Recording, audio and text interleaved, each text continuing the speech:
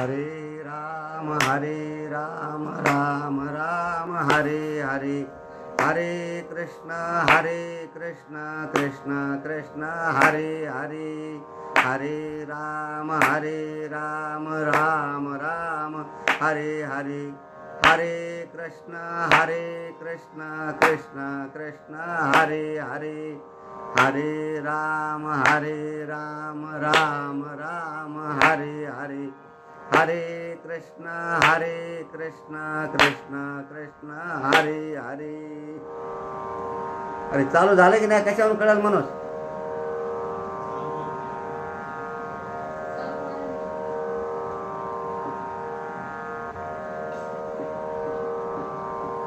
हे तो एक संता ठाई लाभ पाये उत्तमा,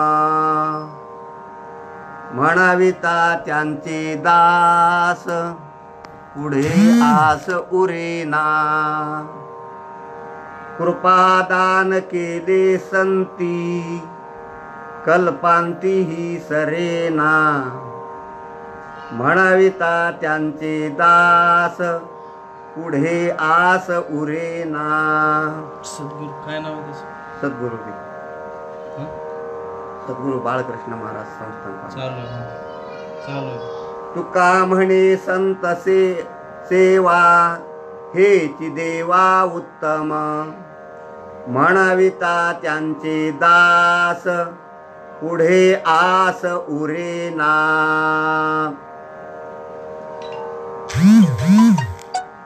समाचरण सरोजम सांद्र नीलांबुदाभम, जघन निहित पाणिं मंडनं मंडनानां, तरुण तुलसीमाला कंधरं कंजनेत्रं, सदय धवलहासं विठ्ठलं चिंतयामि. मनोजवं मारुततुल्यवेगं जितेन्द्रियं बुद्धिमतां वरिष्ठं, वातात्मजं वानरयूथमुख्यं श्रीरामदूतं शरणं प्रपद्ये. अलंकापुरी रम्य सिंहासनस्थं पदाम्बोजतेजस्फुरदिक्प्रदेशं, विधीन्द्रादिदेवैः सदा स्तूयमानं, समाधिस्थमूर्तिं भजे ज्ञानदेवं. सौराष्ट्रे सोमनाथं च श्रीशैले मल्लिकार्जुनं, उज्जयिन्यां महाकालं ओंकारममलेश्वरं, परल्या वैजनाथं च डाकिन्यां भीमाशंकरं, सेतुबन्धे तु रामेशं नागेशं दारुकावने, वाराणस्यां तु विश्वेशं त्र्यंबकं गौतमी तटे, हिमालये तु केदारं कृष्णेशं शिवालये. यतानि ज्योतिर्लिङ्गानि सायं प्रातः पठेन्नरः, सप्तजन्म कृतं पापं स्मरणेन विनश्यति.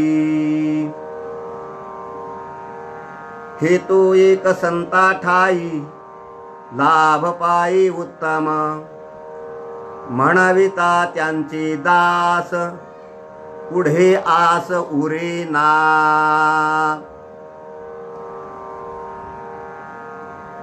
प्रस्तुत प्राप्त प्रसंगी चिंतन सेवेसाठी निवडलेला अभंग संत श्रेष्ठ जगद्गुरु श्री तुकाराम महाराज यांचा 4 चरणाचा असून अभंगाच्या पहिल्या चरणामध्ये उत्तम लाभाचा पत्ता महाराज सांगतात. हेतो एक संता ठाई लाभ पायी उत्तम, तुम्ही संतांच्या संगतीत जा, तुम्हाला तो उत्तम प्रकारचा लाभ मिळेल. संतांच्या संगतीत जाऊन त्याचं दास्यत्व करा. दुसऱ्या चरणामध्ये सांगतात, त्या लाभाचा परिणाम सांगतात. तुम्हाला उत्तम प्रकारचा लाभ प्राप्त झाला तर तुमच्या जीवनातली जे दुःख देणारी आशा आहे ती आशा संपून जाईल. तिसऱ्या चरणामध्ये त्या लाभाचं स्वरूप सांगतात. तुम्ही जर संताचे दास झालेत, संत महात्मे तुमच्यावर कृपा करतील आणि त्या कृपेतून जो उत्तम लाभ प्राप्त होईल तो इथं बस म्हणलं, तिकडे बसून काय करायचं, हिला म्हणायचं ते आलतं. चाललंय पूर्ण कोर्स.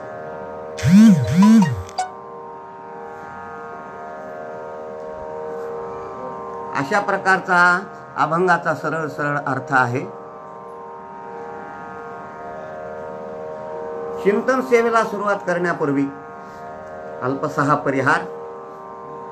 अखिल कोट ब्रह्मांड नायक, करुणा वरुणालय, जगद आधार, कारण अकारण, भक्त हृदय वत्सल, पंढरीस परमात्म्याच्या असीम कृपेने विश्वमाऊली ज्ञानोबा राय, जगद्गुरु श्री संत तुकाराम महाराज,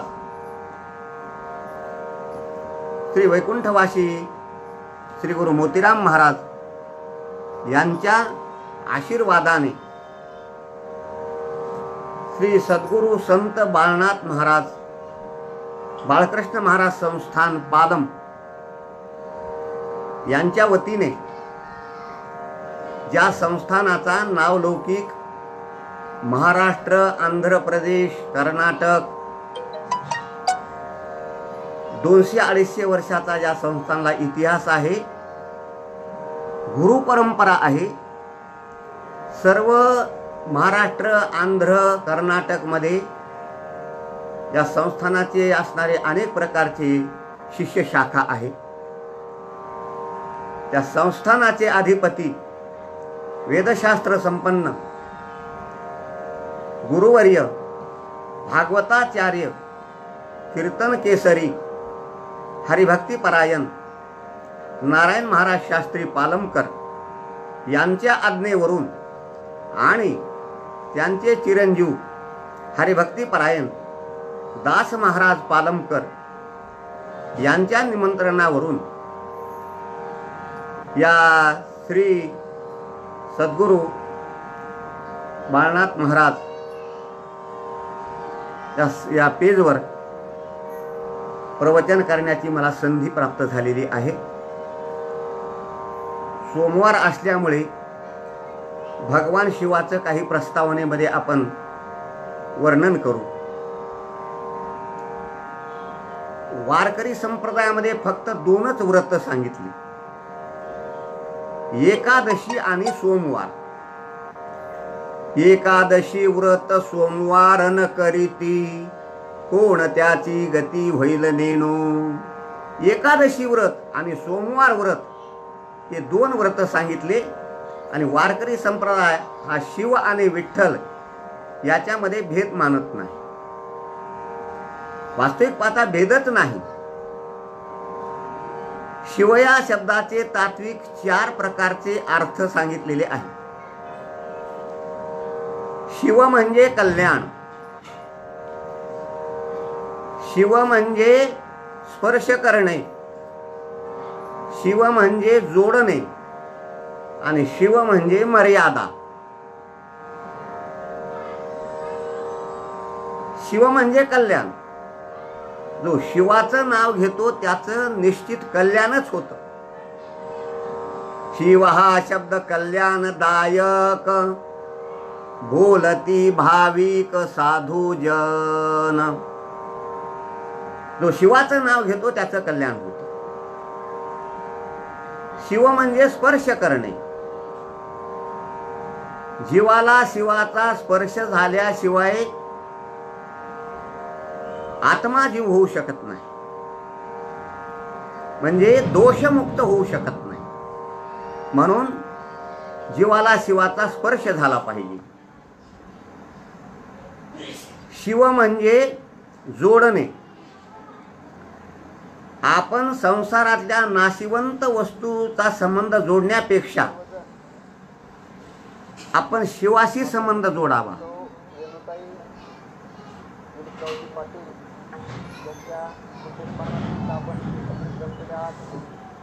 या ठिकाणी आम्हाला उपस्थित करणारे सर्व आमचे गुरुबंधू दादांच्या आग्रहास्तव या ठिकाणी शिवाशी संबंध जोडावा. त्यांनी सांगितलं 5 मिनिटं सोलो वादन करा. जोडीन ते आता देवाचे चरण, आग्रहास्तव एक 10 मिनिट अविनाश धन परमार्थ. थोर गायन आणि शिव म्हणजे मर्यादा. आपण म्हणतो ना गावाची शिव, तसं शिवाची धाव आणि ब्रह्मदेवापर्यंत आहे. म्हणून ब्रह्मेशाना परवते, माझे वाढणे नाही जीवाते. मग तेथोनी वरवते ब्रह्मचिकी. माझे परम भाग्य आहे. असा भगवान शिव आज सोमवार असल्यामुळे माझ्याकडं ही प्रवचन सेवा आलेली आहे. ताल त्रिताल मात्रा 16 हा ताल वाजवणार आहे. आणि अभंग निवडलेला आहे जगद्गुरु तुकाराम महाराजांचा.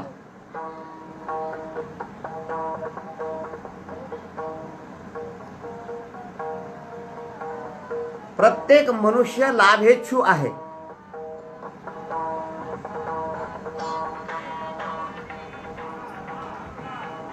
प्रत्येक मनुष्य लाभेच्छू आहे. जी जी मनुष्य क्रिया करतो ती लाभाच्या अपेक्षेनं करतो. लाभाच्या सोसे पुढे चाले मना, धनाचा कृपणा लोभ जैसा. प्रत्येक पाऊल मनुष्य लाभाच्या दिशेने टाकत असतो.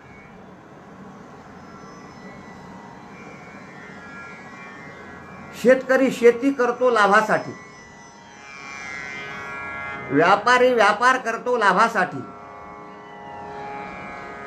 कारखानदार कारखानदारी करतो लाभासाठी, घर बांधतो लाभासाठी, लग्न करतो लाभासाठी. प्रत्येक जी क्रिया आहे त्या क्रियेच्या पाठीमागचा हेतू आहे लाभ. लाभाशिवाय क्रियाच नाही. लाभाशिवाय कोणी जर क्रिया करू लागलं तर त्याला लोक वेड्यात काढल्याशिवाय राहत नाही. परंतु आपण क्रिया करतो, परंतु अपेक्षित लाभ आपल्याला प्राप्त होत नाही. कोणत्या लाभाची आपल्याला अपेक्षा आहे? सर्व प्राणी मात्रांना एका लाभाची अपेक्षा आहे. सर्वांची एकच अपेक्षा, आपलं कायमचं दुःख जावं आणि कायमचं सुख आपल्याला प्राप्त व्हावं. या लाभाची प्रत्येकाला अपेक्षा आहे आणि त्याच्यासाठी रात्रंदिवस मनुष्य प्रयत्न करतो. परंतु कायमचं दुःख जात नाही, कायमच्या सुखाची प्राप्ती होत नाही. 40 वर्ष, 50 वर्ष, 60 वर्ष, 70 वर्ष, 80 वर्ष सतत प्रयत्न करतो, परंतु या लाभाची त्याला प्राप्ती होत नाही. काय कारण आहे? जगद्गुरु तुकाराम महाराजांनी लोकांना प्रश्न केला, ज्या लाभाच्या अपेक्षेने आपण प्रयत्न करत आहात तो लाभ तुम्हाला प्राप्त झाला का? लोकांकडून नकारार्थी उत्तर आलं. महाराज म्हणले, प्रयत्न अधिक इच्छा मिळून लाभ. मग तुम्ही प्रयत्न करीत नाहीत का? म्हणजे महाराज आम्ही रात्रंदिवस प्रयत्न करतो. मग तुम्हाला लाभाची इच्छा नाही का? महाराज लाभाची इच्छा आहे. मग तो का लाभ आमच्या पदरात पडत नाही? महाराज तेच आम्हाला काही कळत नाही, तुम्ही सांगा समजावून. महाराज म्हणले, तुम्हाला सोपं सूत्र सांगतो. तो लाभ जिथे आहे तिथे तुम्ही जात नाही, म्हणून तुम्हाला लाभ प्राप्त होत नाही. व्यवहारातलं उदाहरण असं आहे, ज्या वस्तूची आपल्याला गरज आहे त्या वस्तूसाठी आपण जिथं ती वस्तू आहे त्या ठिकाणी जर गेलं तर आपल्याला ती वस्तू प्राप्त होते. गहू, ज्वारी, तांदूळ, गोड तेल याची जर आपल्याला गरज असली तर आपण किराणा दुकानावर जावं, आपली असणारी अपेक्षा पूर्ण होते. कपड्याची गरज असेल कपड्याच्या दुकानावर जावं,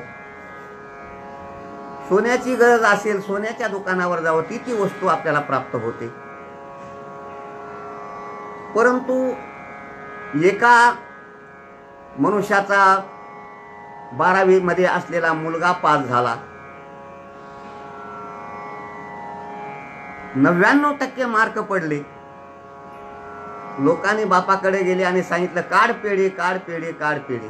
तो मला देतो नाही म्हणजे आताच का. मग तो पेढे आणण्या करताना गेला, परंतु चांभाराच्या दुकानावर गेला. चांभाराच्या दुकानावर पेढे मिळतील का? मिळणार नाही. जिथे पेढे आहेत त्या ठिकाणी गेले तर आपल्याला पेढे मिळतील. तद्वत कायमचं दुःख जावं आणि कायमच्या सुखाची प्राप्ती व्हावी या लाभासाठी आपण संसार रूपी दुकानात जातो. संसार रूपी दुकान कशानं भरलेलं आहे? दुःख बांधवडी आहे हा संसार, सुखाचा विचार नाही कुठे, नाही कुठे. सुखाचा विचार नाही कुठे, नाही कुठे. अनेक प्रमाण आपल्याला देता येतील. मग आपण संसार रूपी दुकानावर जातो आणि कायमचं दुःख जावं आणि कायमच्या सुखाची प्राप्ती व्हावी या लाभाची अपेक्षा आपण करतो. कदापिही ते शक्य होणार नाही. एक मनुष्य मुंबईला निघाला, परभणीला गेला, मुंबईचं तिकीट काढलं, प्लॅटफॉर्मवर गेला, गाडी आली, गाडीत बसला. परंतु त्या ज्या गाडीत बसला होता ती गाडी हैदराबादला जाणारी होती. मुंबईला केव्हा पोहोचेल? मी आपल्याला प्रश्न करतो, मुंबईला जायची त्याची इच्छा नाही का? आहे.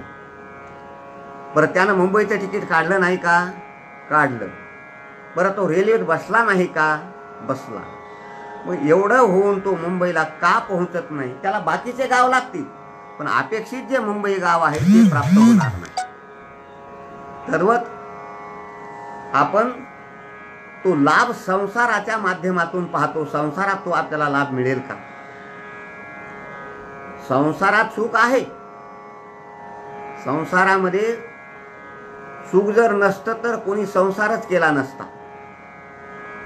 परंतु ते संसारातलं सुख कसं आहे माऊली एका प्रमाणाद्वारे सांगतात.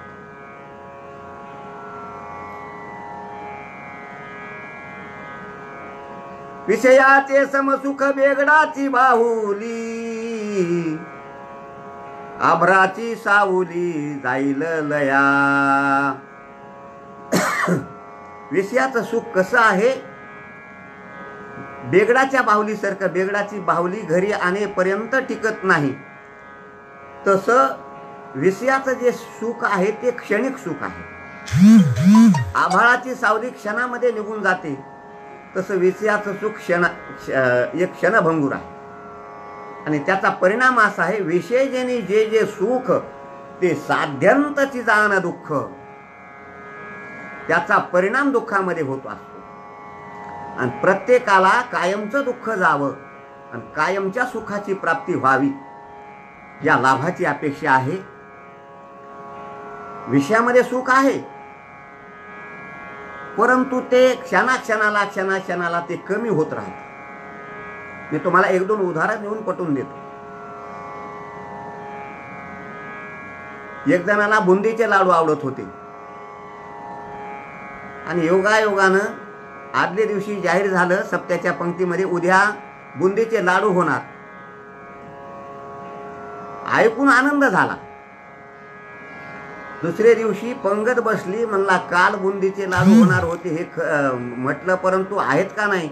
नेमकं इतक्यामध्ये बुंदीचे लाडूच पुढं आले. पाहिल्यानंतर आनंद झाला. पंगत बसली, यानं 10 लाडू खाल्ले बुंदीचे. मी आपल्याला प्रश्न करतो, पहिला लाडू खाताना जे सुख आहे ते दुसरा लाडू खाताना आहे का? दुसरा लाडू खाताना जे सुख आहे ते तिसरा लाडू खाताना आहे का?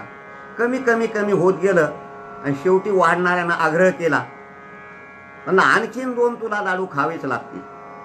ते म्हणला आता जर पत्राळीवर लाडू ठेवशील तर तुझ्या कानपटीतच देईल. म्हणजे ऐकून जे सुख झालं होतं, पाहून जे सुख झालं होतं, ते सुख खाल्ल्यानंतर सुद्धा टिकलं नाही. विनोदानं काही महाराज मंडळी सांगतात, म्हणजे कोणता विषय असो, शब्द असो, स्पर्श असो, रूप असो, रस असो, गंध असो, ते क्षणाक्षणाला कमी होत राहत.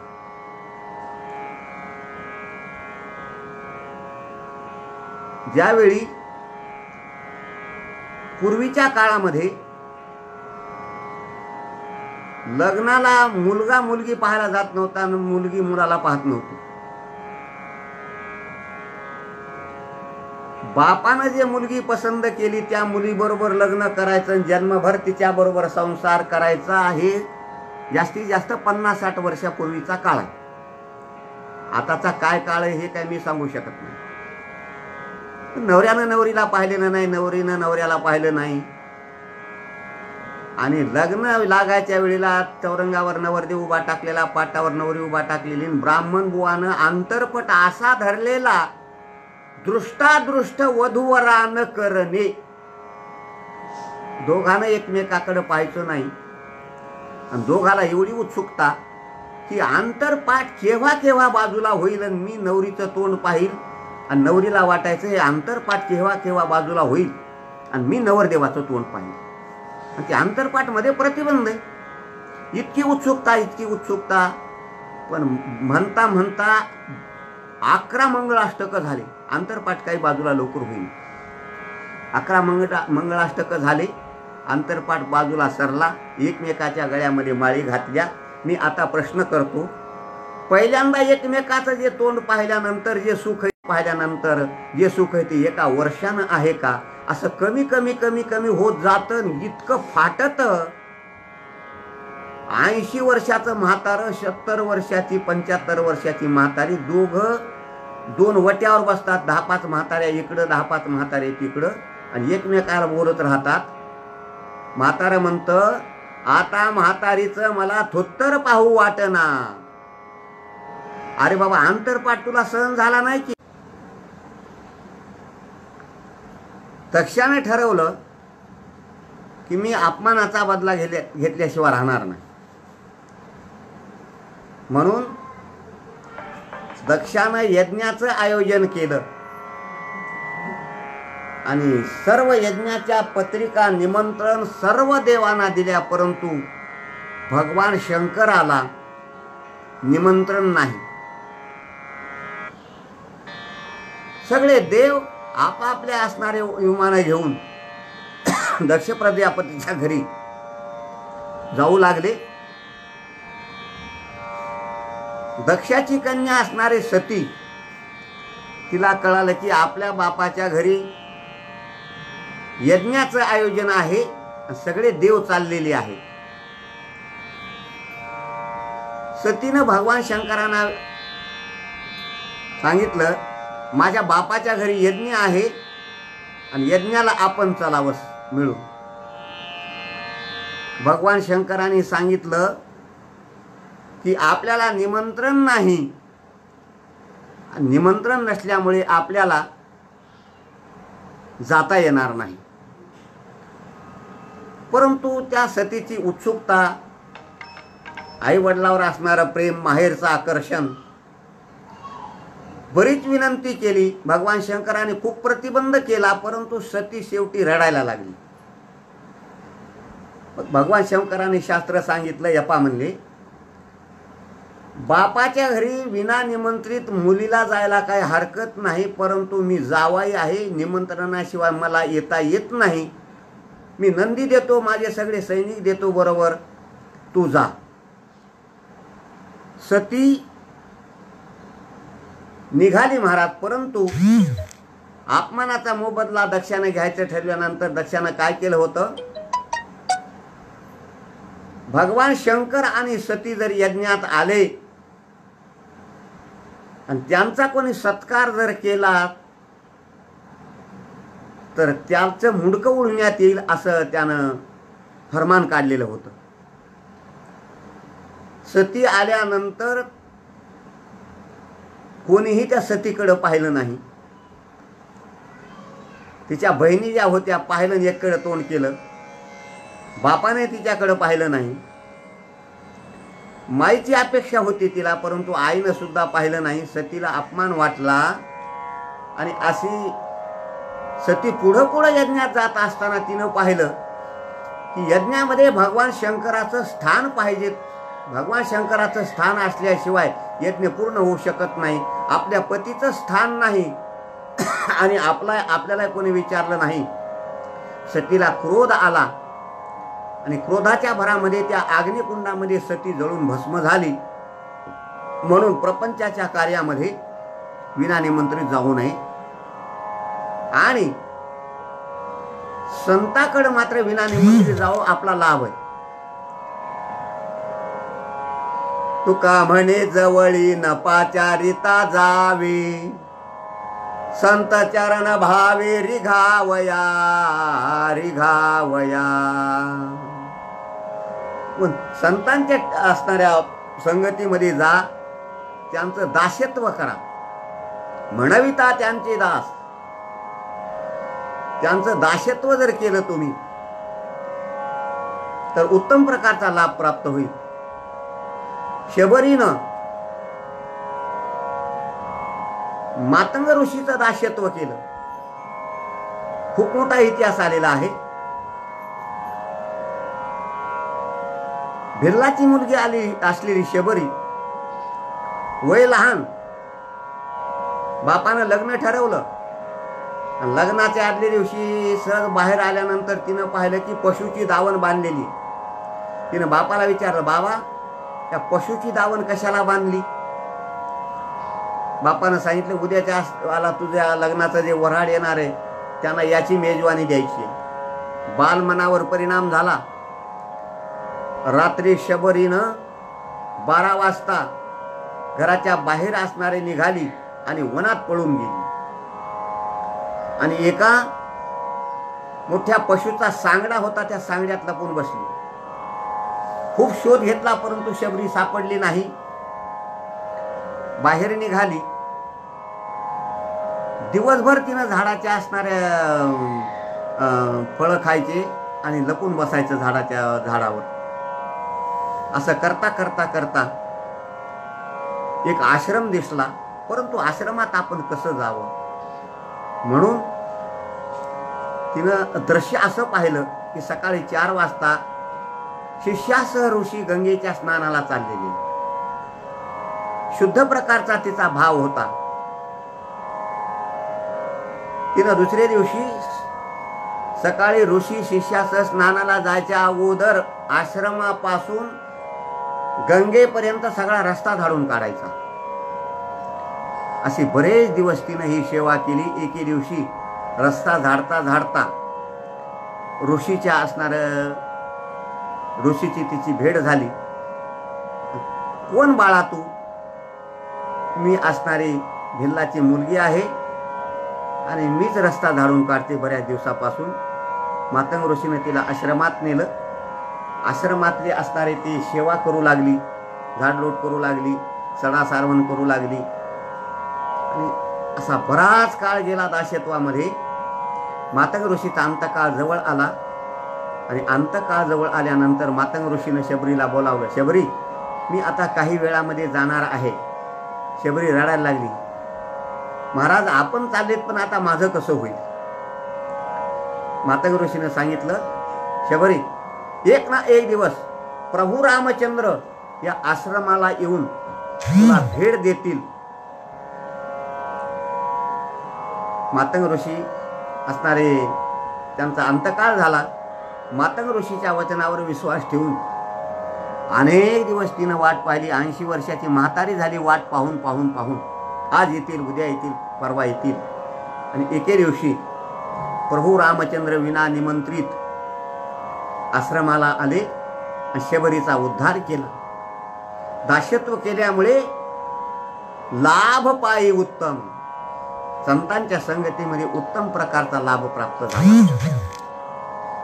जीवनामध्ये आपल्याला आत्यंतिक दुःखाची निवृत्ती म्हणजे पुढे आस उरेना. कोणत्याच प्रकारची आशा राहत नाही. काही मिळवावं अशी आशा शिल्लक राहत नाही. आणि जोपर्यंत आशा आहे तोपर्यंत दुःख आहे.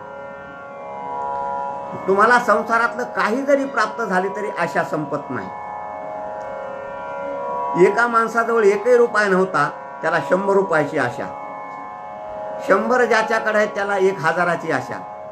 1000 ज्याच्याकडे आहेत त्याला 1 लाखाची आशा. 1 लाख ज्याच्याकडे आहेत त्याला 10 लाखाची आशा. 10 लाख ज्याच्याकडे आहेत त्याला 1 कोटीची आशा. 1 कोटी ज्याच्याकडे आहेत त्याला कोणत्या तरी पदाची आशा. असे उच्च उच्च पद म्हणजे आशा संपतच नाही. एक श्लोक आपल्या समोर ठेवतो म्हणजे आपल्या लक्षात येईल.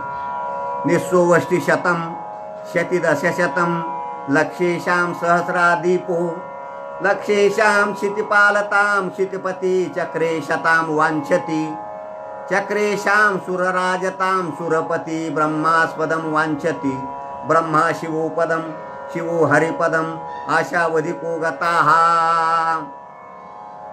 संपतच नाही महाराज आशा. ज्ञानेश्वर महाराजांनी सुंदर प्रकारचं या आशेबद्दल वर्णन केलेलं आहे. आशेपासून काय निर्माण होतं ज्ञानेश्वर महाराज ओवी सांगतात. आशा जैशी दुःखाते व्याली निंदा दुरीते. हे व्याली दोन्हीकडे लावावं लागतं. आशेपासून दुःख निर्माण होतं आणि निंदेपासून पाप निर्माण होतं. म्हणून दुःखाची जननी आशा आहे.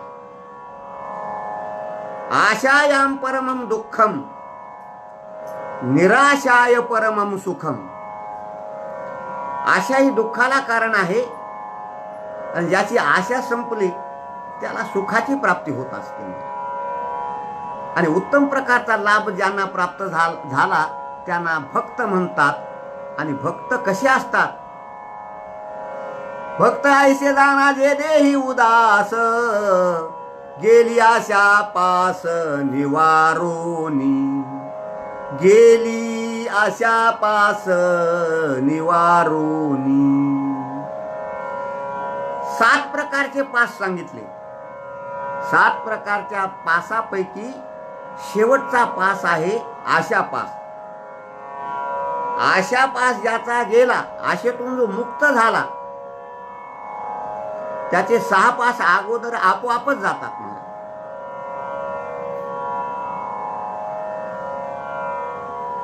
भ्रांती माझी सप्तपाश अहमदारा पुत्रपाश ग्रह धन स्वजन पास आशा पास 7वा. अहम म्हणजे मी देह आहे, पाश आहे माझा. भ्रांती माझी सप्तपाश. भ्रांती म्हणजे अज्ञानामध्ये. अहम म्हणजे मी म्हटलं की माझी बायको, अहमदारा माझा मुलगा, माझं घर, ग्रह माझं धन, ग्रह धन, स्वजन म्हणजे जितके आपले काही इष्ट आप्तेष्ट आहेत तितके त्या पाशामध्ये मनुष्य अडकतो. आणि शेवटचा आशा नावाचा जो पाश आहे, आशा नावाचा पाश गेला की बाकीचे पाश आपोआप जातात. नाथ महाराज एका ओवीतून सुंदर चिंतन करतात.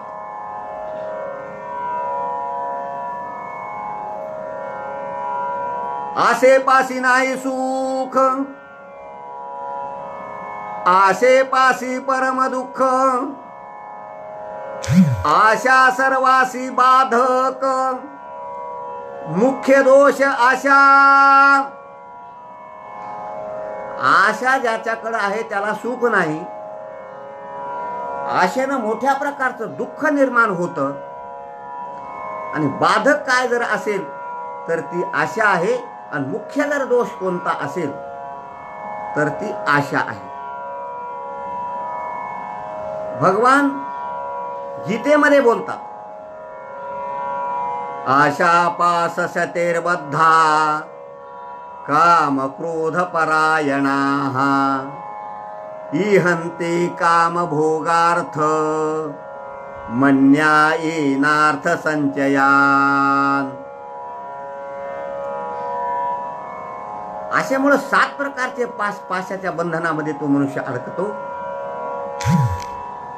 उत्तम प्रकारचा ज्याला लाभ प्राप्त झाला त्याला कोणत्याच प्रकारची आशा राहत नाही.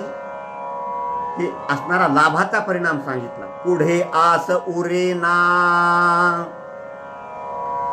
मग तुम्ही संतांचं कायिक वाचिक मानसिक सेवा केली, त्यांचं दास्यत्व जर केलं, संत महात्मे संतुष्ट होतील आणि त्या संतुष्टतेचा परिणाम तुमच्यावर कृपा करतील आणि त्या कृपेच्या द्वारा जो तुम्हाला उत्तम प्रकारचा लाभ प्राप्त होईल तो अविनाशी प्रकारचा लाभ आहे. ते कधी संपणार नाही. मला कृपादान केले संती कल्पांती सरेना. पण कृपादान करण्याकरताना आपण अगोदर त्यांची सेवा केली पाहिजे. बरं, दास्यत्व स्वीकारलं पाहिजे. संत हे कृपाळू असतात.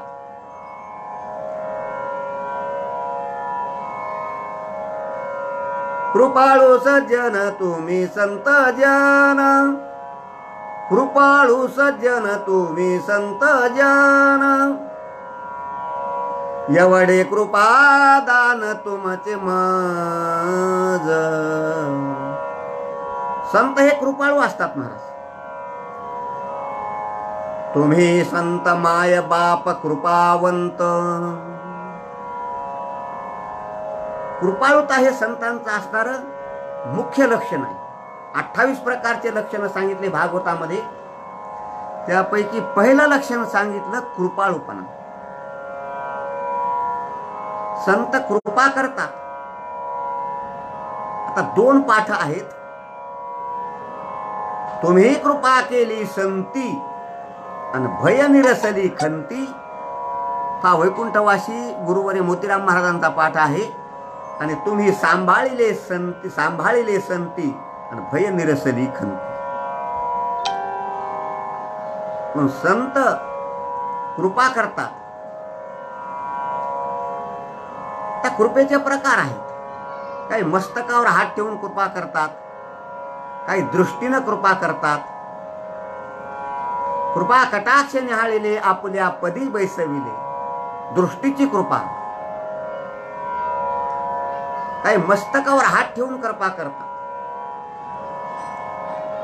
म्हणून त्यांनी जर कृपा केली तर जो लाभ आहे तो तुम्हाला प्राप्त होणारा तो अविनाशी लाभ आहे. आत्यंतिक दुःखाची निवृत्ती होईल आणि परमानंदाची प्राप्ती होईल. पण महाराज, कायमचं दुःख जावं, कायमच्या सुखाची प्राप्ती व्हावी, हा लाभ प्राप्त होतो. परंतु त्या लाभाचं नेमकं नाव सांगा ना आम्हाला. तर त्या लाभाचं नावही सांगतो आणि तो लाभ संत महात्म्या वाचून कुठेही प्राप्त होत नाही, प्रमाणानं सिद्ध करून देतो. संत दर्शनी हा लाभ. संत दर्शनी हा लाभ.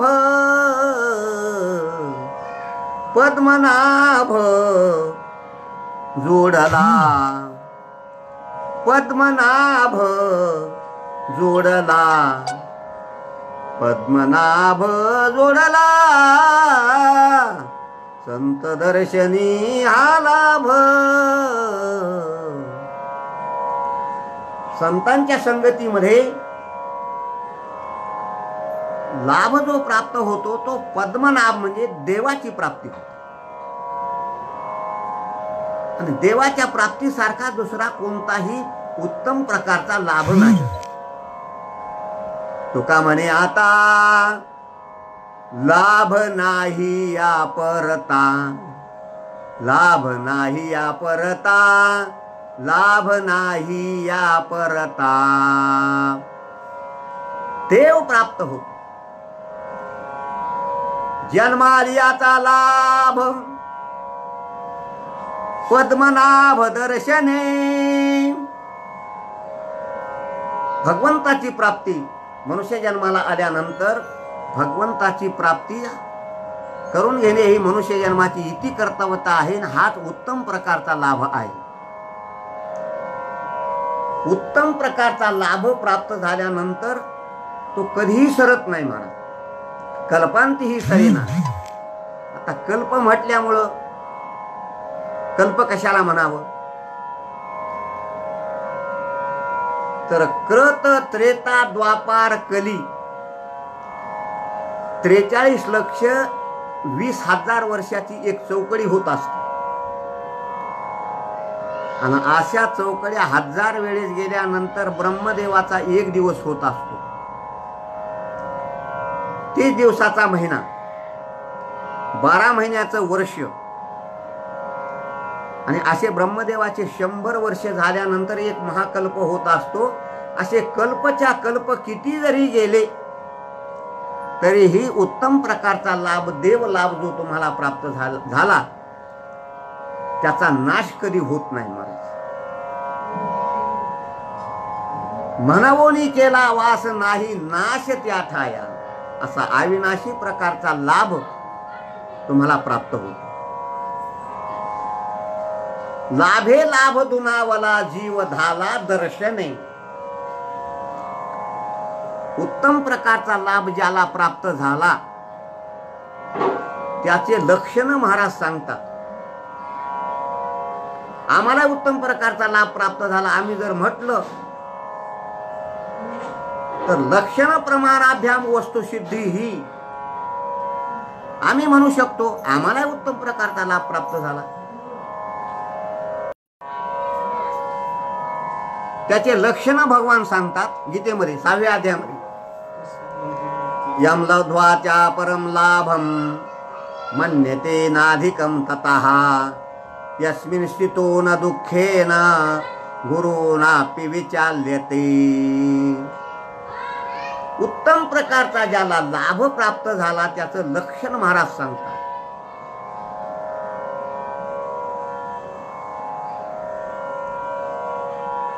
शस्त्रेवरी तोडलिया देह आगी माझी पडलिया चित्त महासुखी बुडालिया शेवोची नये. हे देह आग्नीत जरी पडला, त्या शरीराचे तुकडे तुकडे जरी झाले तरीही ते चित्त महासुखामध्ये बुडालेलं असतं. त्याला कोणत्याही प्रकारची बाधा होत नाही. ते उत्तम प्रकारचा लाभ प्राप्त झालेल्या महापुरुषाचं लक्षण आहे.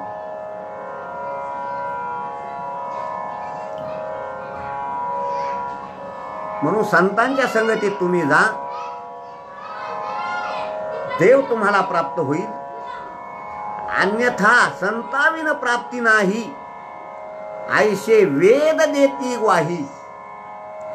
उत्तम प्रकारच्या लाभाची प्राप्ती संता वाचून होत नाही, वेदानं पुरावा दिला.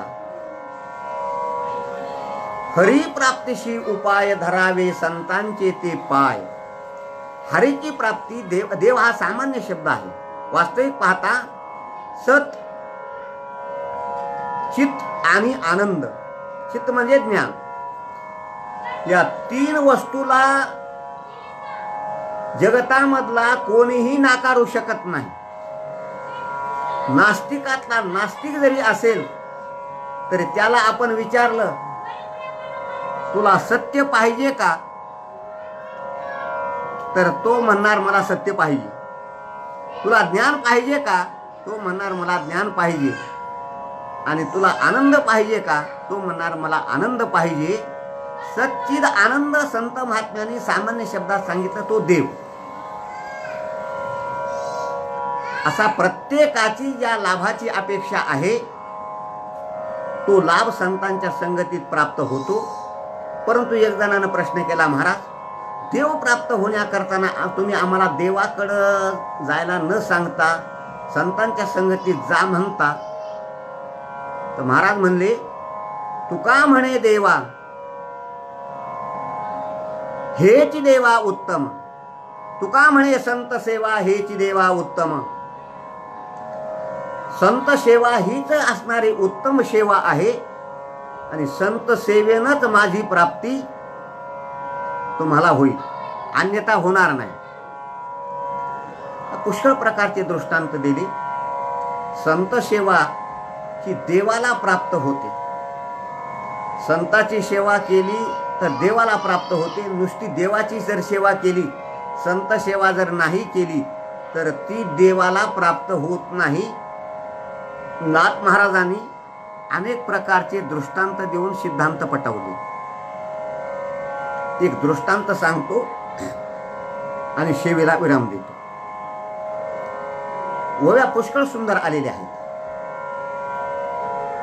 तो माझी पूजा करतो, संताची पूजा करीत नाही. ती माझी पूजा म्हणजे मला लाता मारल्यासारखं आहे, भगवान बोलतात. जो माझी पूजा करिता संताची पूजा न करिता, तेने मज हानितल्या लाता, तो माझ्या घाता प्रवर्तला. माझी पूजा करतो, संताची पूजा करीत नाही, त्यानं माझा आत्मघात केला. आणि संत पूजा जो करतो, माझी जरी नाही पूजा केली तर ती मला आपोआप प्राप्त होते. एका श्रीमंतानं व्रत केलं आणि त्या व्रताचं उद्यापन करण्याकरताना म्हणून ब्राह्मण बुवाकडे गेला. ब्राह्मण बुवाला सांगितलं, या उद्यापनाचा असणारा विधी सांगा. ब्राह्मण बुवाला सांगितलं, 12 सुवासिनीला बोलवा आणि 12 सुवासिनीला 5-5 हजाराच्या पैठण्या नेसवा, उत्तम प्रकारचं पंचपक्वान्नाचं भोजन खाऊ घाला. तुमच्या व्रताची सांगता झाली. नियमाप्रमाणे 12 सुवासिनीला निमंत्रण दिलं आणि 12 सुवासिनी निमंत्रणाच्या वेळेप्रमाणे निघाल्या. 11 सुवासिनी बरोबर कोणी नाही, पण 12व्या सुवासिनी बरोबर तिचा 5-6 वर्षाचा मुलगा. त्यानं आईचा पदर धरला आणि आईला सांगितलं, आई तू कुठं निघालीस? अरे बाळा, मी अर्ध्या तासात वापस येते, तू इथं थांब. त्यानं आपला हट्ट सोडला नाही. मी आई तुझ्या बरोबर येणार म्हणजे येणार. आई बरोबर तो गेला. 12 ताट मांडून तयार होते. 12 सुवासिनी असणाऱ्या ताटावर बसल्या, परंतु तो मुलगा एका जागी काही बसत नाही. इकडून तिकडे पळू लागला, उठू लागला आणि शेवटी तूपच वाढायचं राहिलं होतं. पळता पळता तुपाच्या भांड्याला त्याचा पाय लागला, तूप सांडून गेलं आणि उद्यापन करणारा जो असणारा श्रीमंत होता त्याला राग आला. रागाच्या भरामध्ये त्यानं त्याच्या कमरेमध्ये लात मारली, मुलगा पडला. त्याची आई ताडकन उठली. महाराज श्रीमंतानं हात जोडले, बाई तुम्हाला नाही, तुम्ही पोटभर जेवा आणि जेवण झाल्यानंतर तुम्हाला ही 5 हजाराची पैठणी नेसवायची. ती म्हणे, चांडाळा, माझ्या लेकराला मारतोस आणि मला पैठणी नेसवतोस? लाव तुझ्या पैठणीला काढी. अनेक प्रकारची असणारी विनंती त्या श्रीमंतानं केली, परंतु ती बाई काही तिथं थांबली नाही, सरळ आपल्या घरी निघून गेली. नाथ महाराज सांगतात, बाळक एक एकुलता, त्याचे माथा हानितल्या लाता, मग पाटोळा ही नेसविता, शोभली माता समजेना. म्हणून संत सेवा केली, देवाची नाही जरी केली तर ती देवाला प्राप्त होते. तुका म्हणे संत सेवा हेच देवा उत्तम, म्हणविता त्यांचे दास, पुढे आस उरेना. आत्यंतिक दुःखाची निवृत्ती, परमानंदाची प्राप्ती हा उत्तम प्रकारचा लाभ संतांच्या संगतीमुळे त्यांचं दास्यत्व केल्यानंतर तो प्राप्त होतो. शंका एका मिनिटात सांगतो. हा उत्तम प्रकारचा लाभ संत संगती वाचून का मिळू शकत नाही? त्याचं एकच कारण आहे. तुका म्हणे होता ठेवा तो या भावा सापडला. तो लाभ आपल्या जवळच आहे. नवे नवे देवची बरे, देवची बरे तुका म्हणे खरे तुम्ही, परंतु अज्ञानामुळं तो लाभ, त्याची प्रचिती आपल्याला येऊ शकत नाही. संत महात्म्यांची जी सेवा केली आपण, तद्विधी प्रणिपातेन परिप्रश्नेन सेवया उपदेक्षन्ति ते ज्ञानम ज्ञानिनस्तत्वदर्शिनः. तनो मनो जीवे चरणाशी लागावे, अगर्वता करावे दास्य सकळ, मग अपेक्षित आपुले सांगतील पुशिले. जेणे अंतकरण बोधले संकल्पा नये, जेथ ज्ञानाचा कुरुठा तेथ सेवा हा दारवंटा. स्वाधीन करी सुभटा ओळगोनी अज्ञान नावाचा असणारा त्याच्यावर पडदा आलेला आहे उत्तम प्रकारच्या लाभावर. तो संत महात्मे ज्ञान प्राप्त करून देतात आणि ते ज्ञान संत महात्म्या वाचून कुठेही प्राप्त होऊ शकत नाही. ते ज्ञान पैगा बरवे जरी मनी आथी आणावे तरी संता या भजावे सर्वस्वेची. भजावे म्हणजे त्यांची सेवा करावी. म्हणून तुकाराम महाराज म्हणतात हे तो एक संता ठाई लाभ पायी उत्तम. हे म्हणजे काय आणि तो म्हणजे काय आणि एक म्हणजे काय. हे म्हणजे सगुण परमात्मा, तो म्हणजे निर्गुण परमात्मा. सगुण आणि निर्गुण हा एकच असणारा परमात्मा आहे आणि अशा प्रकारचा लाभ संतांच्या संगतीत तुम्हाला प्राप्त होईल असं तुकाराम महाराज बोलतात. यथामती यथावकाश धावत्या वेगामध्ये प्रवचनाची चिंतन सेवा श्री सद्गुरू बाळकृष्ण महाराज पालम संस्थान यांच्या वतीने